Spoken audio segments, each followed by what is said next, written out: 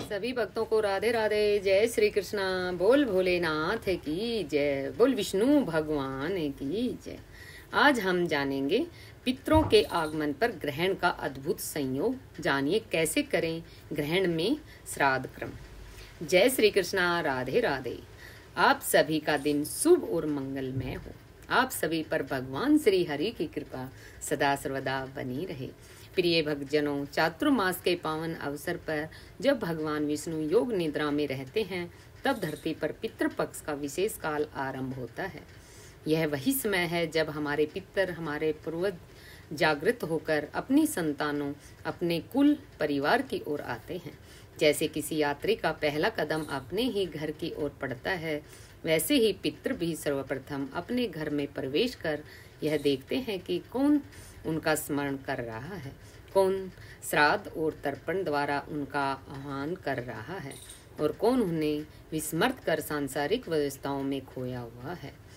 जो संतानें श्राद्ध, तर्पण, पिंडदान और अन्न जल अर्पण से उनका स्वागत करती है, उन पर पितरों की कृपा सदैव बनी रहती है। और जो उपेक्षा कर देते हैं, वहाँ पितरों का अप्रसन्न होना स्वाभाविक है और ऐसे लोगों को पितृदोष लगता है। इसी पितृपक्ष के मध्य इस बार एक विलक्षण संयोग घटित होने जा रहा है, क्योंकि लगभग 100 वर्षों के उपरांत ऐसा समय उपस्थित हो रहा है जब ग्रहों की विचित्र चाल और नक्षत्रों का प्रभाव अद्भुत रहस्य लेकर आएगा। कहा जा रहा है कि इस पितृपक्ष के दौरान सूर्य ग्रहण और चंद्र ग्रहण दोनों के दर्शन होंगे और यह संयोग अत्यंत ही दुर्लभ है। शास्त्रों में लिखा गया है कि जब पितृपक्ष में ग्रहण आता है तब उसका प्रभाव सामान्य नहीं होता। यह पुण्य को भी हजारों गुना बढ़ा सकता है और भूल चूक को भी अनेक गुना दंड स्वरूप लौटा सकता है। इसलिए इस विशेष पितृपक्ष में जब पितर धरती पर विचरण कर रहे होंगे और सूर्य चंद्रमा की छाया से आकाश आच्छादित होगा, तब श्रद्धा और भक्ति से किया गया प्रत्येक कार्य असाधारण फल देने वाला सिद्ध होगा। किंतु यह अद्भुत ग्रहण किस तिथि और किस समय पर घटित होगा, यह जानना बहुत ही आवश्यक है। पितृपक्ष केवल अन्न, जल, दान का समय मात्र नहीं है, बल्कि यह आत्माओं का संगम काल है। जब जब यह पखवाड़ा आता है तो माना जाता है कि स्वर्ग, पाताल और मृत्यु लोक के द्वार कुछ समय के लिए खुल जाते हैं। पितर अपने लोक से चलकर अपनी संतानों के समीप आते हैं और वे अदृश्य रूप से उनके घर आंगन में विचरण करते हैं। कितनी अद्भुत बात है कि हम उन्हें देख नहीं पाते, परंतु उनकी उपस्थिति का अनुभव अवश्य ही कर सकते हैं। शास्त्र कहते हैं कि यदि इस काल में घर में अकारण दीपक टिमटिमाने लगे या रसोई में रखे अन्न पर अचानक कोई हल्की छाया दिखने लगे अथवा रात के समय अनजाना सन्नाटा भारी लगने लगे, तो यह पितरों के आगमन के लक्षण है। वे अपने वंशजों को परखते हैं। पितर देखते हैं कि किसने उनके नाम का दीप जलाया, किसने जल और अन्न अर्पित किया है और किसने उपेक्षा कर केवल दिखावे की पूजा की है। इसलिए कहा गया है कि पितृपक्ष के दिनों में यदि कोई व्यक्ति अपने पितरों को तृप्त करता है तो उसे देवताओं की आराधना से भी अधिक पुण्य प्राप्त होता है। कारण यह है कि देवता तो अनंत और अजर अमर है, पर पितर वही हैं जिनसे हमें यह जन्म, शरीर और वंश की परंपरा प्राप्त हुई है। उनका ऋण किसी प्रकार उतारा जाना संभव नहीं है, परंतु पितृपक्ष का तर्पण उस ऋण को कुछ सीमा तक शांति प्रदान करता है। अब सोचिए, यदि यह पितृपक्ष पहले से ही इतना गहरा और महत्वपूर्ण है, तो जब इसी काल में ग्रहण जैसा अद्भुत खगोलीय योग आ जाए, तब उसकी महत्ता कितनी बढ़ जाएगी। 100 वर्षों के उपरांत घटित हो रहा यह संयोग केवल एक ज्योतिषीय घटना नहीं है, बल्कि यह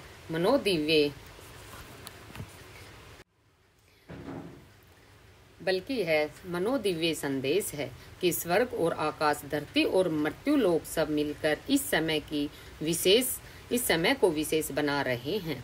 शास्त्रों में उल्लेख मिलता है कि जब सूर्य ग्रहण या चंद्र ग्रहण पितृपक्ष में घटित होता है तब जो भी अन्न जल दान जब तब किया जाता है उसका फल अनंत गुना होकर लौटता है। यही कारण है कि ऋषि मुनियों ने ऐसे समय को अत्यम श्राद्ध काल कहा गया है। परंतु यहाँ एक गहरी चेतावनी भी छिपी है। यदि इस समय कोई व्यक्ति पितरों की अवहेलना कर बैठता है या असहमति रहकर पाप कर्म करता है तो ग्रहण की तीव्र छाया उस भूल को और भी हजारों गुना बढ़ा देती है। यही कारण है कि शास्त्रों ने ग्रहण काल में भोजन न करने, अपवित्रता से बचने और केवल जप ध्यान दान स्नान करने की आज्ञा दी है। अब आप सोच रहे होंगे कि यह दिव्य ग्रहण आखिर कब घटित होने वाला है। सूर्य और चंद्र यह दोनों आकाशीय दीपक कब छाया से आच्छादित होंगे, कौन सी तिथि पर यह रहस्य उद्घाटित होगा। कल्पना कीजिए, पितृपक्ष का पहला दिन है। घर घर में लोग अपने पितरों के निमित्त जल और तिल अर्पित कर रहे हैं। संध्या का समय है, आकाश में शीतल चांदनी फैली हुई है और तभी धीरे धीरे चंद्रमा के ऊपर छाया उतरने लगती है। यह है 7 सितंबर 2025 का दिन, जब पितृपक्ष की शुरुआत के साथ ही चंद्र ग्रहण लगेगा। शास्त्र कहते हैं कि चंद्र ग्रहण के समय सूतक काल लगता है, जिसमें सामान्य पूजा पाठ वर्जित होता है, लेकिन पितरों से जुड़े कर्म इसमें अपवाद माने गए हैं। सूतक से पहले यदि आप श्राद्ध कर लें तो वह विशेष फलदायी माना जाता है। ग्रहण के दौरान केवल पितृ मंत्रों का जप और दान करने की अनुमति है और ग्रहण समाप्त होने के बाद शुद्ध स्नान करके पुनः तर्पण करें। इस समय यदि कोई संतान अपने पितरों के लिए श्रद्धा भाव से दान करे, जैसे अन्न, वस्त्र, जल, तिल और गोदान, तो उसका फल 1000 गुना बढ़कर पितरों तक पहुंचता है। यही कारण है कि ज्योतिषाचार्य ने कहा है कि इस चंद्र ग्रहण को केवल ग्रहण मत समझो, यह पितरों की आत्मा को तृप्त करने का अद्भुत अवसर है। अब आते हैं पितृपक्ष के अंतिम दिन की और जो होता है श्रुपित्री अमावस्या, यानी वह तिथि है जब केवल अपने पितरों का नहीं बल्कि सभी ज्ञात अज्ञात पितरों का स्मरण और तर्पण किया जाता है। और उसी दिन 21 सितंबर 2025 को आकाश का सूर्य भी छाया से ढक जाएगा। पितृपक्ष का समापन होगा सूर्य ग्रहण के साथ। सूर्य ग्रहण के समय भी वही नियम लागू होते हैं। ग्रहण के दौरान कोई नया कार्य ना करे। बोल कृष्ण भगवान की जय, बोल विष्णु भगवान की जय। शुद्ध स्नान, मंत्र जप और दान पुण्य करें। ग्रहण समाप्त होने के बाद ही श्राद्ध का तर्पण करें, किंतु यह श्रुपित्री अमावस्या है, इसलिए इस दिन का महत्व और भी बढ़ जाता है। ग्रहण के उपरांत यदि आप पितरों के लिए जल, अन्न और पिंड दान करते हैं तो पितृदोष का निवारण होता है और पूर्वजों की आत्माएं संतुष्ट होकर आशीर्वाद देती हैं। अब सोचिए, एक तरफ पितृपक्ष की शुरुआत चंद्र ग्रहण से और अंत सूर्य ग्रहण से है। इसका अर्थ है कि पूरा पखवाड़ा एक दिव्य ऊर्जा से घिरा हुआ है। जो लोग श्रद्धा से पितृपक्ष का पालन करेंगे उनके लिए यह अवसर उनके वंशजों का मार्ग प्रशस्त करेगा। जो उपेक्षा करेंगे उनके लिए यह पितृदोष और कठिनाइयाँ लेकर भी आ सकता है। पितृपक्ष का यह पखवाड़ा केवल कोई साधारण काल नहीं है, यह वह समय है जब अदृश्य रूप में हमारे पितर इस धरा पर उतरते हैं। जब जब कोई संतान अपने पूर्वजों का स्मरण करके अन्न जल अर्पित करती है तो पितर उसी क्षण उस घर के आंगन में उस थाली के पास या उस जलधारा के समीप उपस्थित होते हैं।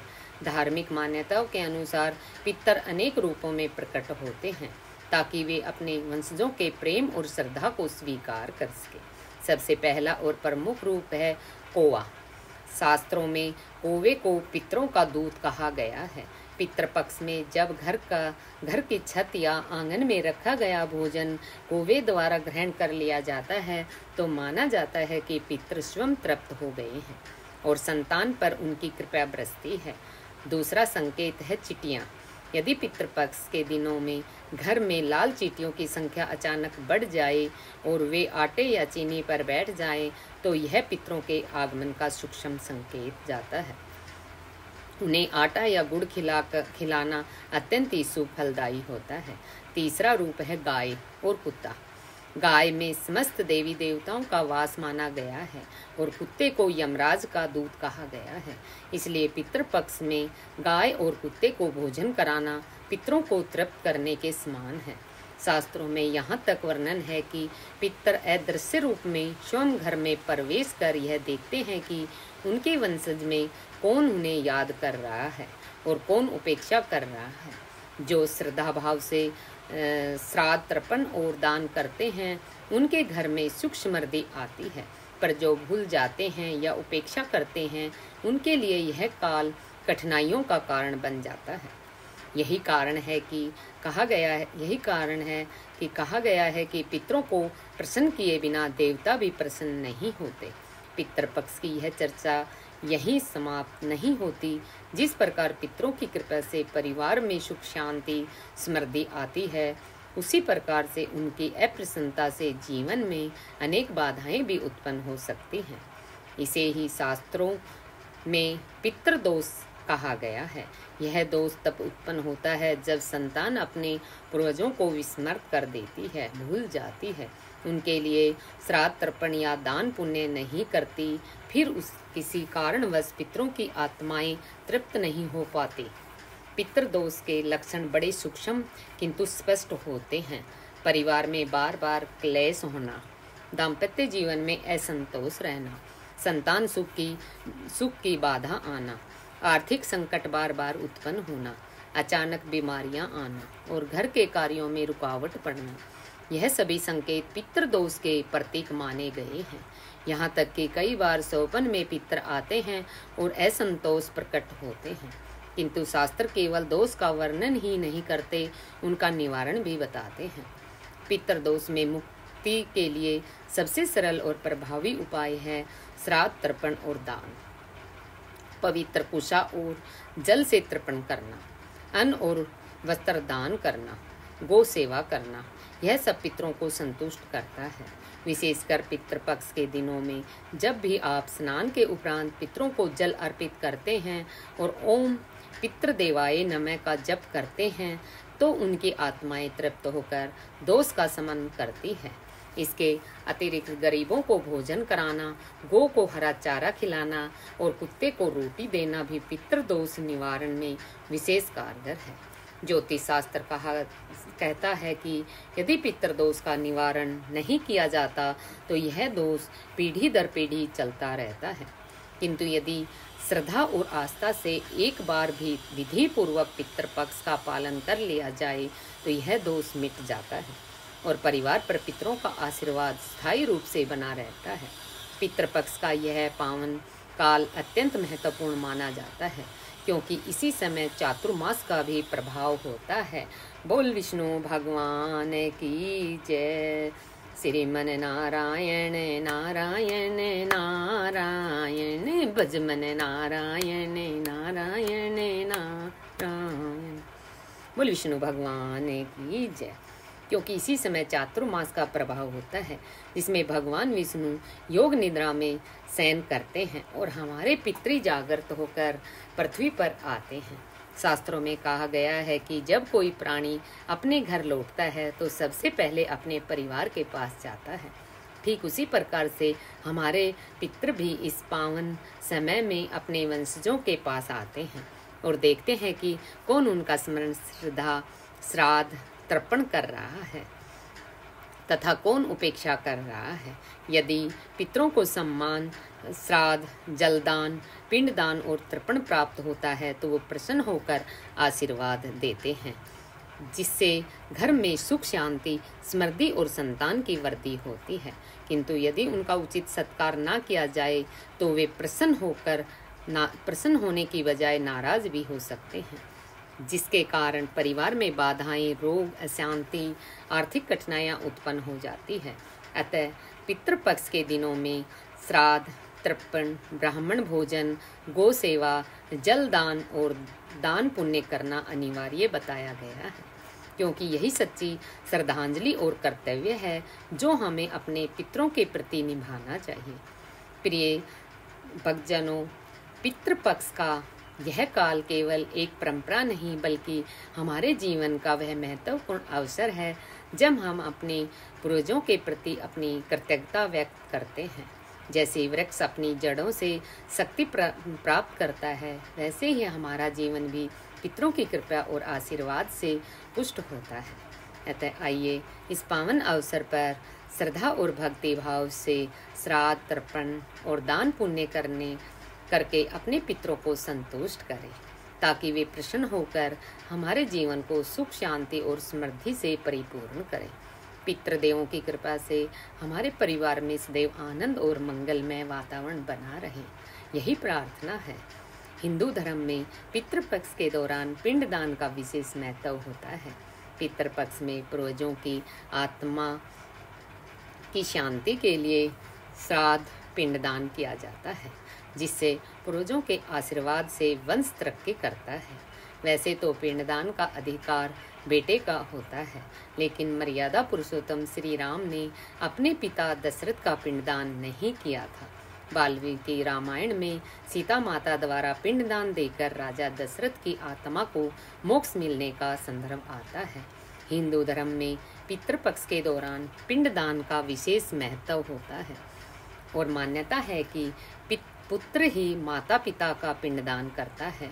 उनके न रहने पर ये अधिकार नाती पोते, पत्नी या बहू को होता है। वाल्मीकि रामायण में जिक्र है कि देवी सीता ने राजा दशरथ का पिंडदान किया था और राजा दशरथ की आत्मा को मोक्ष मिला था। तो चलिए जानते हैं कि आखिर क्या है पूरी कहानी। बोल सीता माता की जय, बोल सियावर रामचंद्र भगवान की जय। सीता माता ने किया था राजा दशरथ का पिंडदान। वाल्मीकि रामायण में माता सीता द्वारा पिंडदान करने का उल्लेख मिलता है। वनवास के दौरान जब प्रभु श्री राम लक्ष्मण और माता सीता के साथ पितृपक्ष के दौरान गया पहुँचे तो वे श्राद्ध के लिए सामग्री लेने गए हुए थे। इस बीच माता सीता को राजा दशरथ ने दर्शन हुए और उन्होंने माता सीता से कहा कि वे स्वयं माता सीता के हाथों से पिंडदान करवाना चाहते हैं। राजा दशरथ की इस इच्छा को पूरा करने के लिए माता सीता ने फल्गु, नदी, वट वृक्ष, केतकी, फूल और गाय को साक्षी मानकर बालू का पिंड बनाया। अपने पिता समान ससुर राजा दशरथ का पिंडदान कर दिया। इससे राजा दशरथ अत्यंत प्रसन्न हुए और उन्होंने आशीष देकर मोक्ष को प्राप्त हो गए। इस तरह से पुत्र की अनुपस्थिति में पुत्र वधू को भी पिंडदान और श्राद्ध का अधिकार शास्त्रों में दिया गया है। गरुड़ पुराण में कहा गया है कि पितरों के निमित्त किए जाने वाले श्राद्ध पूर्वजों के प्रति श्रद्धा को व्यक्त करने के लिए होते हैं। पूर्वज आपके भोजन के नहीं, श्रद्धा भाव के भूखे हैं। शास्त्रों में श्राद्ध का पहला अधिकार पुत्र को दिया गया है, लेकिन जिस परिवार में कोई पुत्र नहीं है उस परिवार की कन्या पितरों को श्राद्ध को अगर श्रद्धा पूर्वक करती है तो उनके निमित्त पिंडदान करती है तो पितृ उसे स्वीकार कर लेते हैं। इसके अलावा पुत्र की अनुपस्थिति में बहू या पत्नी को श्राद्ध करने का अधिकार है। कहते हैं कि श्री राम जी के वनवास के दौरान ही राजा दशरथ जी का देहांत हो गया था। तब वनवास के दौरान ही प्रभु राम जी अपने अनुज लक्ष्मण और भार्या सीता जी के साथ पितृपक्ष के दौरान श्राद्ध करने के लिए गया धाम पहुँचे।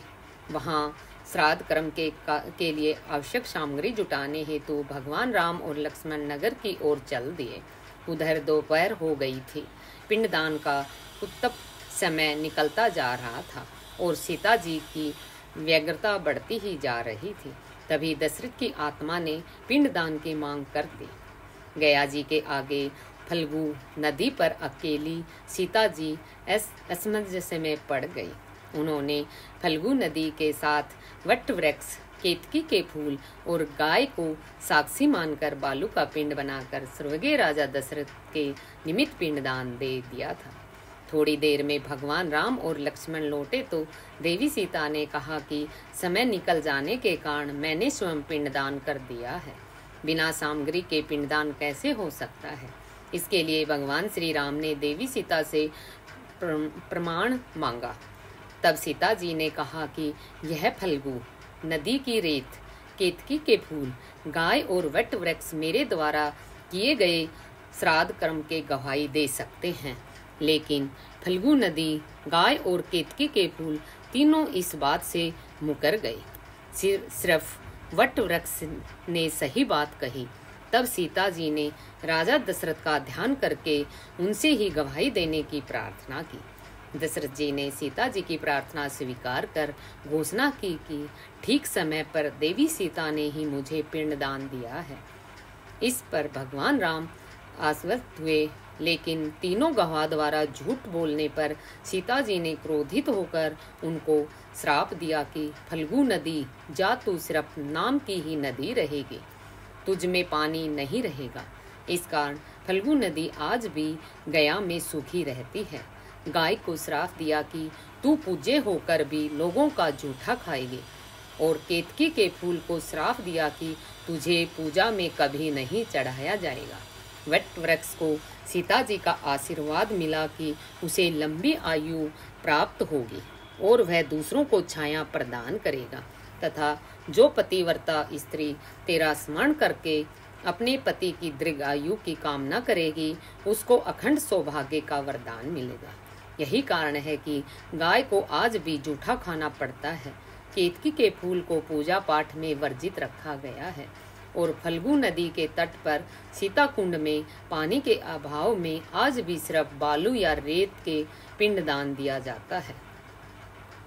प्रेम से बोलिए जय श्री हरि विष्णु भगवान की जय। ऐसे ही और भी रोचक और आध्यात्मिक वीडियो के लिए हमारे चैनल को सब्सक्राइब करें। प्रिय भक्तों, आपको यह जानकारी कैसी लगी कृपया करके कमेंट बॉक्स में जरूर लिखें। बोल विष्णु भगवान की जय। श्रीमन नारायण नारायण नारायण, गजमन नारायण नारायण नारायण। बोल भोलेनाथ की जय।